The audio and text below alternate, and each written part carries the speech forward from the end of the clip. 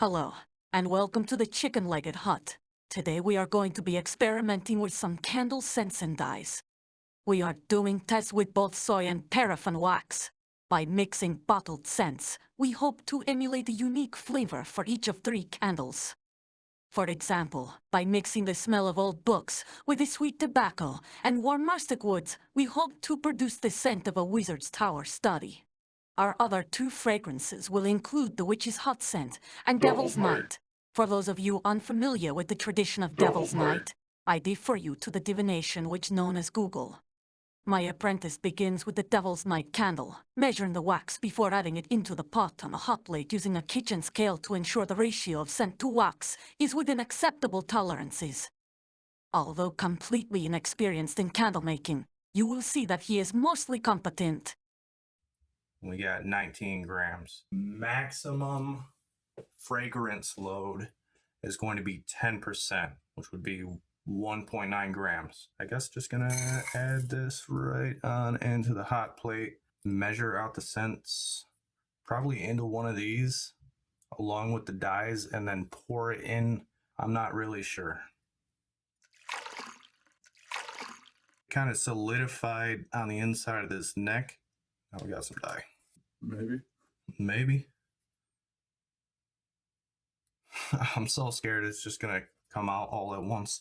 It's definitely coming out because it's dyeing my fingers. I don't know how time sensitive this is gonna be.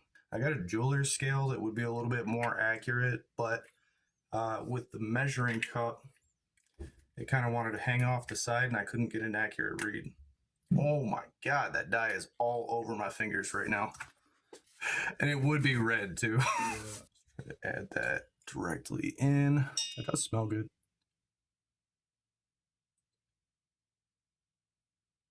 Take like one of those popsicle sticks right there. Smart.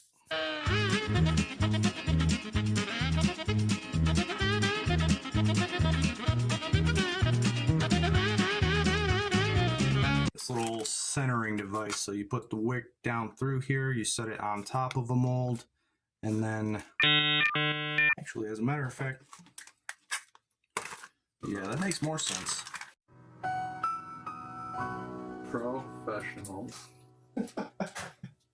Obviously, we've done this 1,010 times. That's going to work a lot better. Paraffin's going to be a little bit different for scent load. It says 6% as the maximum load that you want in here, and it does actually weigh a little bit less, it looks like.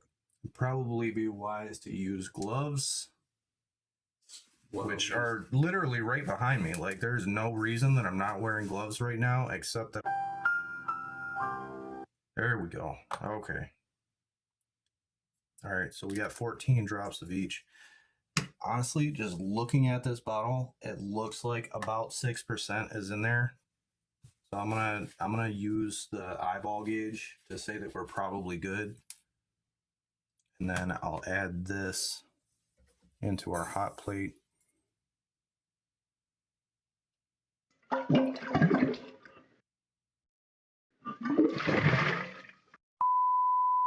All right, so we did a little bit more and better preparation this time around. I've already kind of got an idea of how many drops of each of these I want to add, and then basically just add the dye until it's the color that I want, but I'm just going to add it directly into the hot plate. Paraffin wax going first. So we're going to add that right in there. I'll let it start to melt before I start adding scents. All right, so we got 6 drops of sweet tobacco. 7 drops? 7 drops of sweet tobacco going in. All right, so we'll do 10, 11, 12, 13. We'll let that one get 7 also. So we got 14 between the two, and then we'll do 4 drops of the warm rustic woods to give us 18 drops total. All right, we add a little bit of dye. Man, that one smells good. I like that.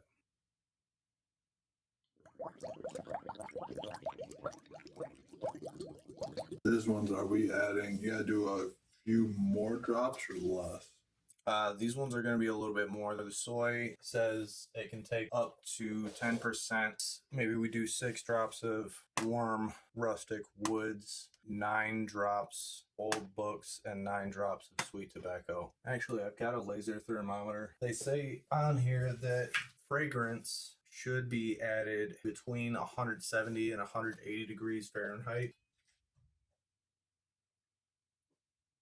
That's kind of how that first one looked too. Was a little red. Oh no, that actually looks a lot darker. Oh, we're gonna work with soy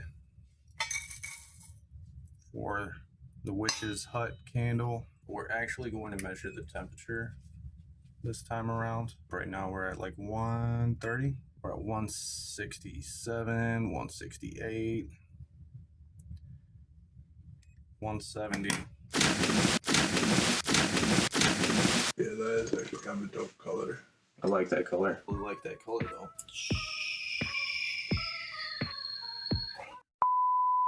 And now for our final thoughts on the project.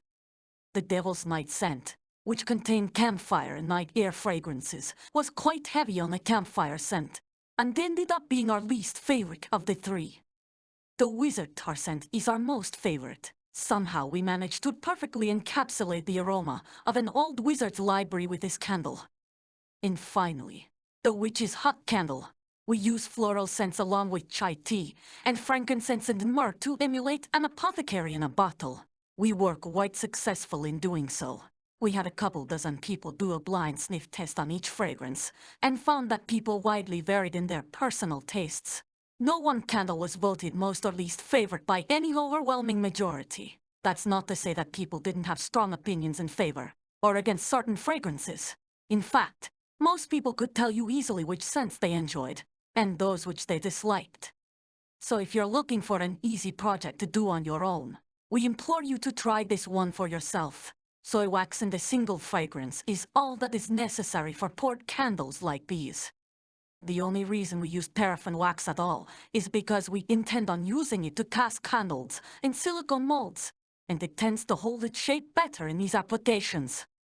If you enjoyed the video, we ask that you hit the like button, comment your thoughts, and subscribe, or be cursed to have water run down your arm when you try to wash your face.